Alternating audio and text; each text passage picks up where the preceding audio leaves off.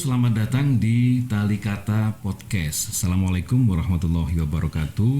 Waalaikumsalam. Salam Nusantara Jaya. Baik, saudara-saudara sebangsa dan setanah air, kali ini kita akan berbincang-bincang seperti biasanya dengan para tokoh-tokoh nasional ya, yang pada intinya apa yang akan kita katakan hari ini harus menjadi aksi nyata gitu.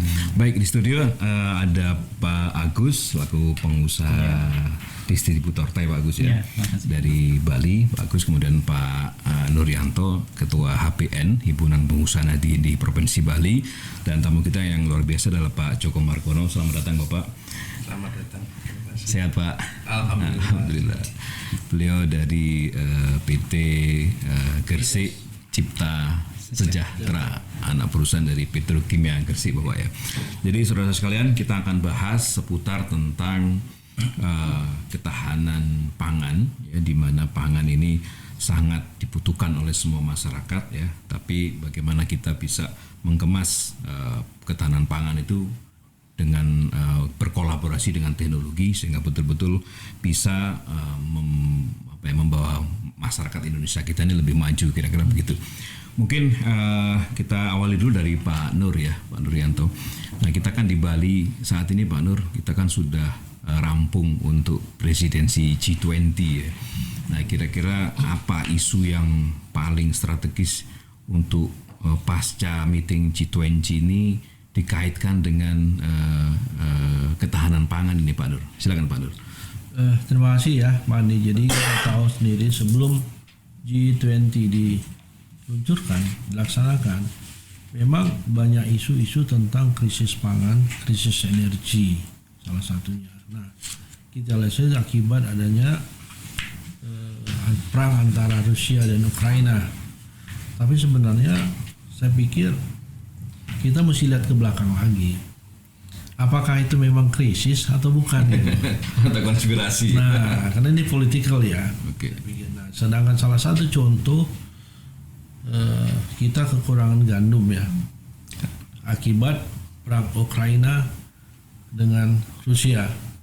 Tapi ternyata di Rusia sendiri itu masih ada stok gandum sampai berapa ribu ton.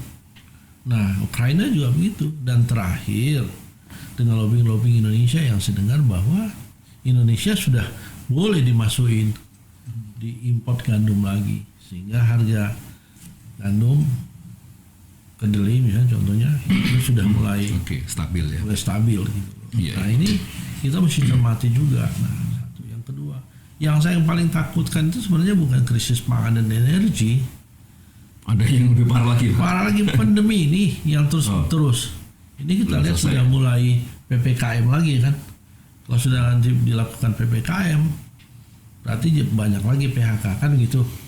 Nah, ini kemudian interaksi demand and supply itu akan berakibat lagi. Nah, cuman satu hal lagi yang kita beruntung bahwa walaupun pandemi masih ada, tapi orang mau makan.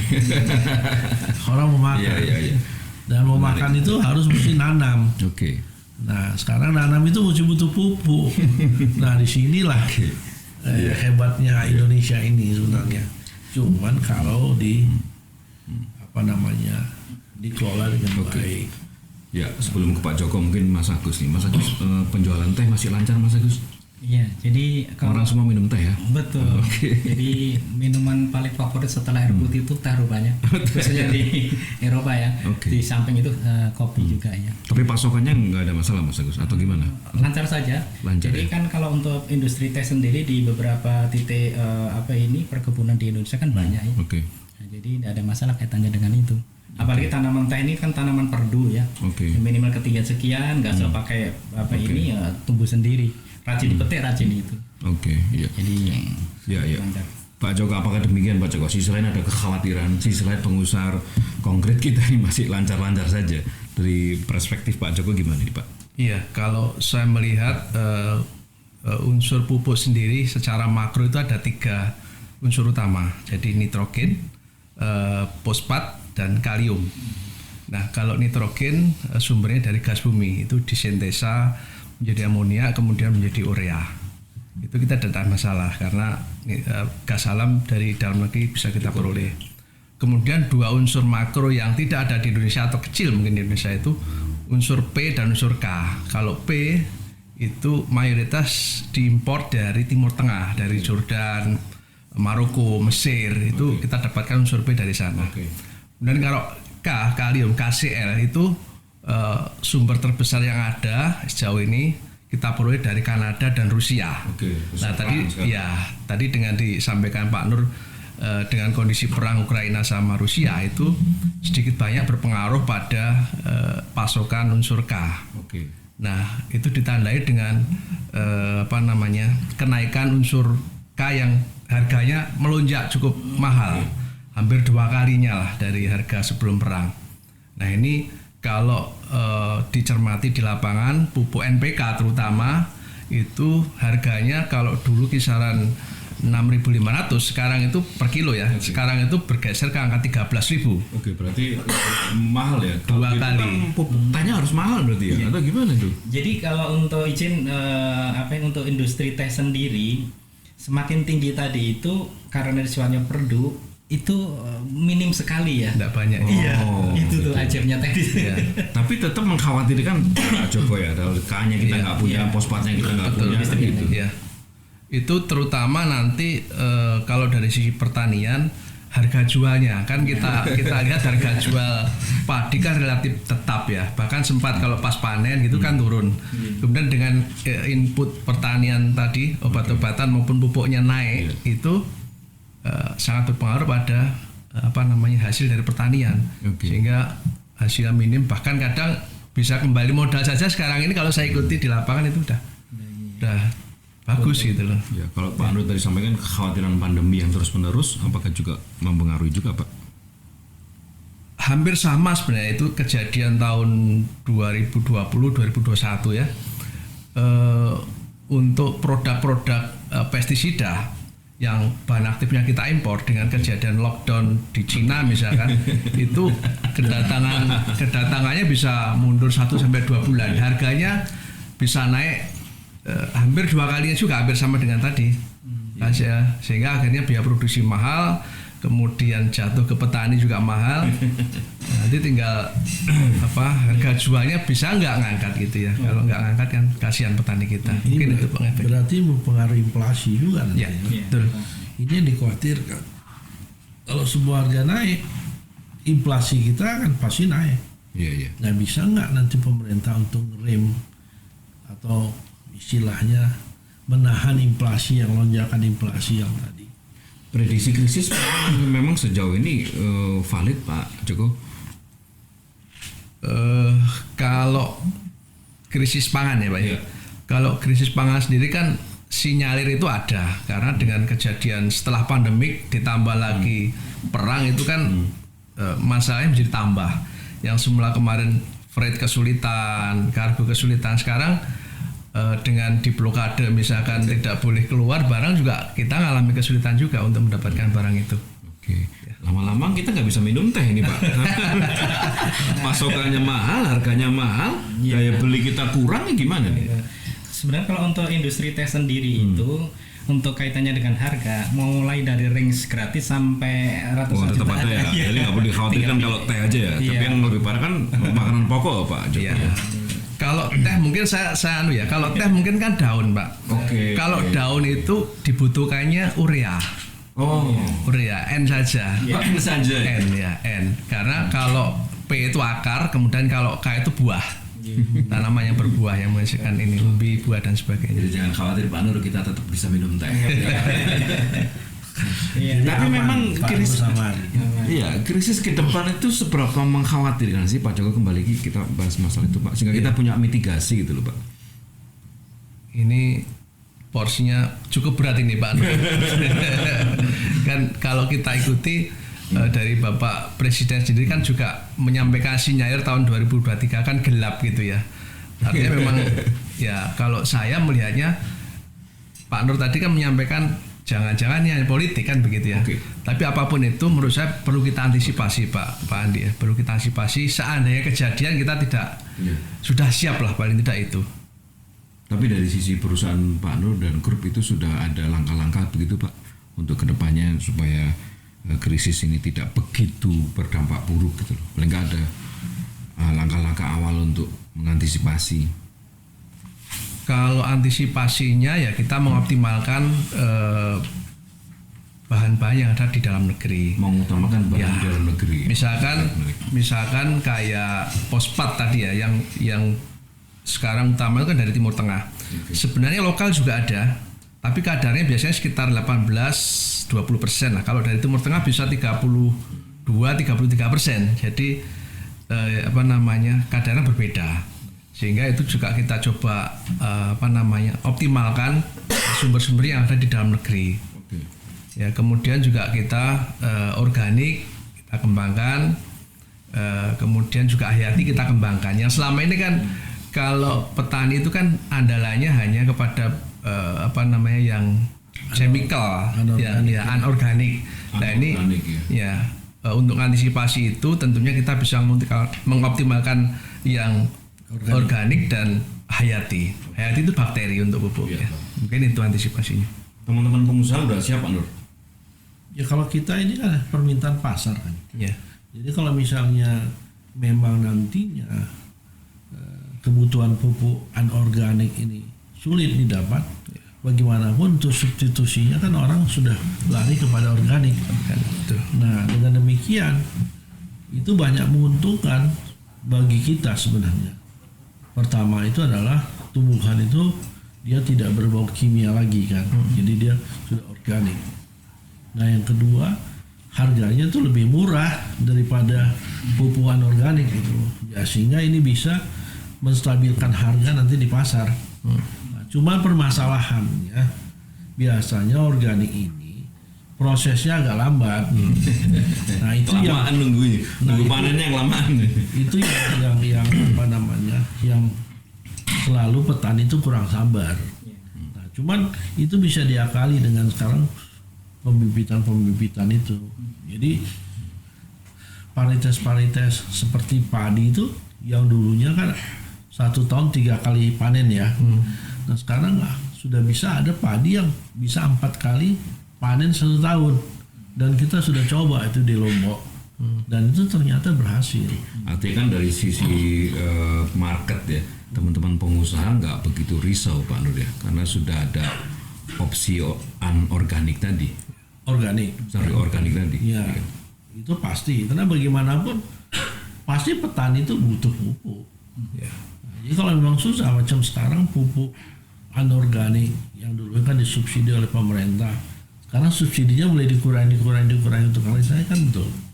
Nah ini yang cuman saya sayangkan seharusnya mulai dari sekarang kita harus mencari substitusi daripada misalnya P tadi substitusinya apa gitu loh, misalnya K substitusinya apa gitu loh, sehingga kita nggak tergantung.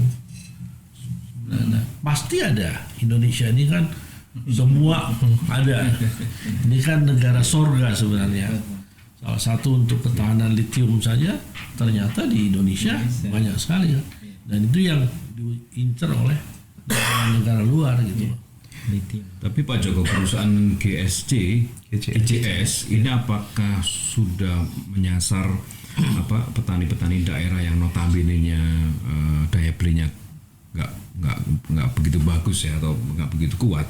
Itu apakah sudah ada ini Pak, produk-produk khusus buat mereka Pak, sehingga tetap jalan budidaya mereka tetap jalan? Subsidi kah atau bentuk produk yang bisa dibeli sama mereka kah, atau bagaimana Pak Joko? Iya, jadi kalau produk non subsidi sebenarnya di Petrokimia Gresik Group pun juga sudah mulai mengantisipasi itu. Artinya dengan misalkan tahun 2022 ini subsidi tinggal urea dan NPK, yang non subsidi untuk ZA, SP itu juga dilakukan diversifikasi produk khusus untuk non subsidi dengan harga yang tentunya disesuaikan. Nah, salah satunya itu dengan menyesuaikan kadar. Kalau dulu misalkan subsidi itu kan SP36, sekarang ini ada SP26. Kemudian ada produk organik premium. Jadi harapannya dengan produk-produk yang non subsidi itu petani masih ada opsi untuk bisa mendapatkan barang-barang. Kadarnya diturunkan atau bagaimana itu, Pak? Ada yang kadarnya diturunkan, kemudian ada tambahan unsur mikro yang lain, sehingga harapannya bahwa produk itu masih bisa meningkatkan produksi. Ya. Gimana nih, Mas Agus ini ada peluang untuk berbisnis di bidang agrobisnis, taruhlah begitu, dengan kondisi pupuk mungkin masih fluktuatif. Ini teman-teman dari pengusaha agrobisnis gimana nih, Pak? Ya, sebenarnya kalau untuk para petani agrobisnis ya di Indonesia, khususnya di Bali, setahu saya sih banyak kreativitas ya mereka itu untuk bisa survive begitu. Dan seperti tadi Pak Nur sampaikan bahwa Indonesia kan surga ya. Semua bisa dikondisikan gitu. Jadi sebetulnya kalau perhatian pemerintah kaitannya dengan distribusi pupuk dengan konsisten dan sebagainya, itu sebetulnya dari kesejahteraan petani juga istilahnya bisa terus meningkat ya. Dan kalau saya melihat juga pertanian di Bali ini kan sedikit banyak ketinggalan ya Pak ya, kaitannya dengan teknologi ini. Di Jepang kan sudah ya, di hotel-hotel aja sekarang tanah di atapnya di itunya sudah ada sayur mayur dan sebagainya. Kreativitas tadi ya. Tapi Indonesia nggak akan kalah itu. Banyak akal orang Indonesia Pak ya. Ya kita contoh lah macam China ya. Jadi saya waktu itu masih punya pabrik di pengampungan, pabrik pengalian ikan.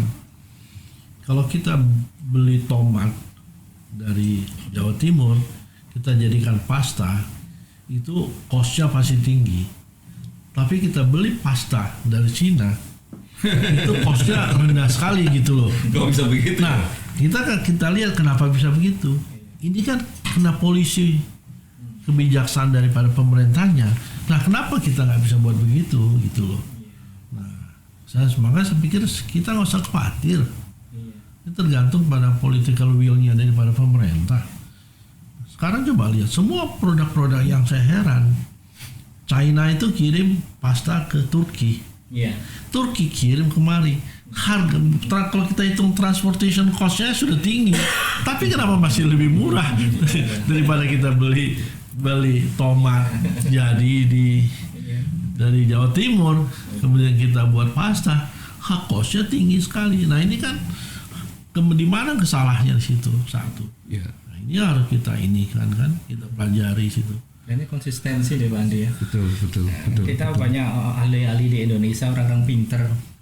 Nah, cuman begitu sudah menemukan sesuatu, pola berikutnya itu belum finish, jadi sudah ini lagi. Iya, mumpung ada Pak Joko ini kan. Kira-kira apakah ada regulasi Pak ya untuk berpihak yang lebih kelihatan betul yang porsinya lebih besar ke petani-petani lokal, apalagi petani-petani urban farming ya. Itu kira-kira apakah ada regulasinya nih? Contoh misalnya nih, pupuknya untuk mereka ada diskon, misalkan, terus kemudian mereka punya bisa jadi reseller. Apakah ada seperti itu Pak Joko? Kalau nyambung yang tadi disampaikan Pak Nur, sebenarnya kan keberpihakan pemerintah ini yang mungkin perlu lebih dalam lagi terkait dengan yang kemarin waktu pandemi kan marak sekali urban farming ya, dan saya kira itu juga satu hal positif bahwa di masyarakat perkotaan pun itu juga bisa menghasilkan tanaman pangan, kemudian sayuran dan sebagainya. Nah, terkait dengan keberpihakan rasanya kalau yang di urban farming belum diatur. Belum diatur, malah yang sekarang ini untuk subsidi itu dibatasi 9 komoditas saja kan, padi, jagung, kedelai, bawang merah, bawang putih, kemudian tebu, kopi, kakao, itu yang 9 komoditas. Dulu kan nggak dibatasi komoditas. Nah, mungkin memang perlu semua memahami ini kemudian bergerak bersama gitu. Kita mungkin juga tidak bisa mengandalkan pemerintah saja, karena tadi belum sampai diatur sampai urban farming dan sebagainya. Ya karena kan sisi lain kita harus menyiapkan krisis tahun depan kira-kira gitu ya. Tapi kan tidak perlu khawatir berlebihan karena orang-orang kita kan banyak akalnya kreativitas tadi. Jadi menarik disampaikan Mas Agus tadi, ada teknologi Pak yang kita bisa adopsi ya. Apakah dinamika pangan kita ini, pertumbuhan industri pangan kita ini sudah menggunakan teknologi yang sudah up to date gitu, Pak Joko? Ya, sejauh ini secara spot-spot saya melihat ada di beberapa tempat. Malah saya sempat googling itu di Bali ada itu. Anak muda yang memanfaatkan teknologi, pemantauan pemupukan dan sebagainya itu menggunakan HP gitu, udah bisa Android, udah bisa IoT by Internet of Things ya. Jadi dia bisa nge-remote tanaman lewat HP, melihat kadarnya lewat HP gitu. Ya, jadi ini pemupukannya, kemudian tambahan air dan sebagainya. Memang ke depan rasanya kalau tidak ada sentuhan teknologi, mungkin untuk teman-teman yang muda barangkali menjadi kurang menarik karena melihat dunia pertanian kan seolah agak ketinggalan zaman begitu ya. Kalau dikolaborasikan dengan anak-anak milenial dengan menggunakan teknologi, akan banyak anak-anak muda yang tertarik di pertanian, sehingga kan inovasinya kan terus bergerak kan gitu Pak. Walaupun dalam kondisi krisis, inovasinya tetap jalan kira-kira gitu Pak ya. Oke.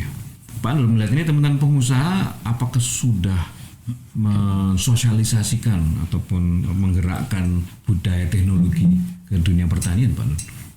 Masalahnya cukup nggak semudah itu. Oke.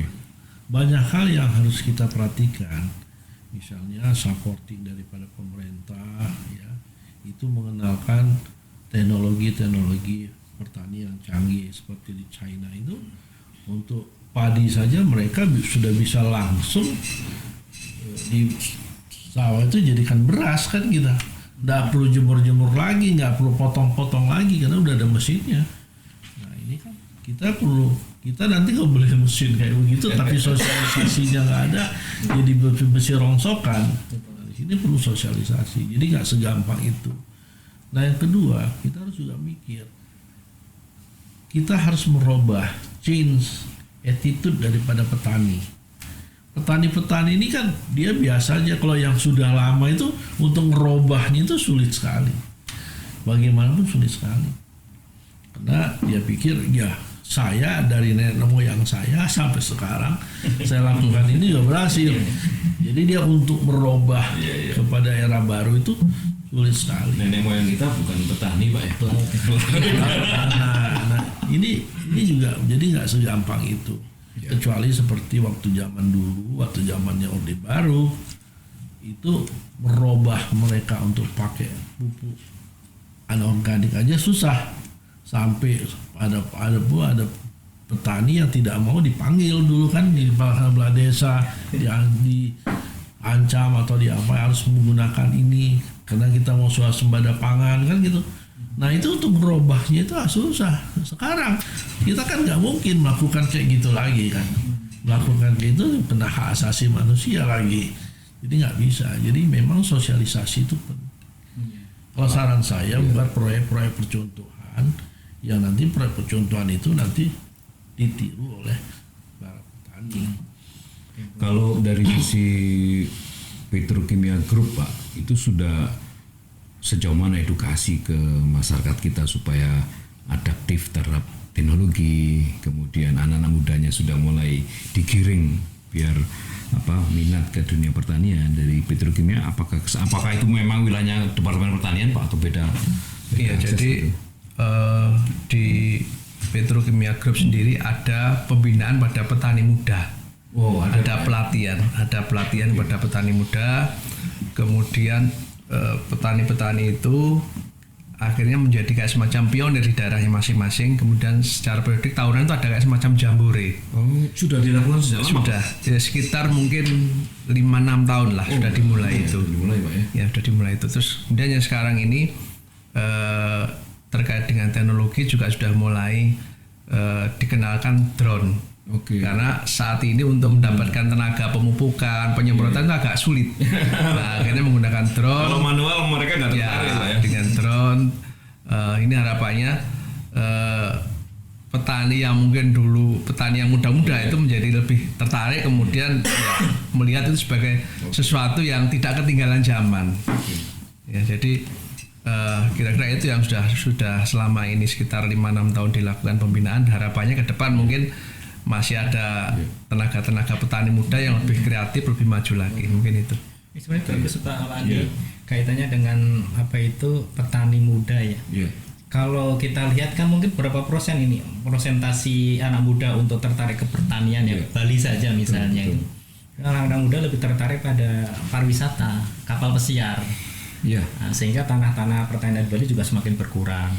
Jadi sosialisasi kaitannya dengan pelatihan tadi menurut saya bagus kalau bisa dilakukan ya seluruh Indonesia gitu. Apalagi bonus demografi Pak, ya kan kita lebih dominan usia produktif. Kalau mereka nggak tertarik di pertanian, mereka meninggalkan pertanian, wah malah bahaya nih kan.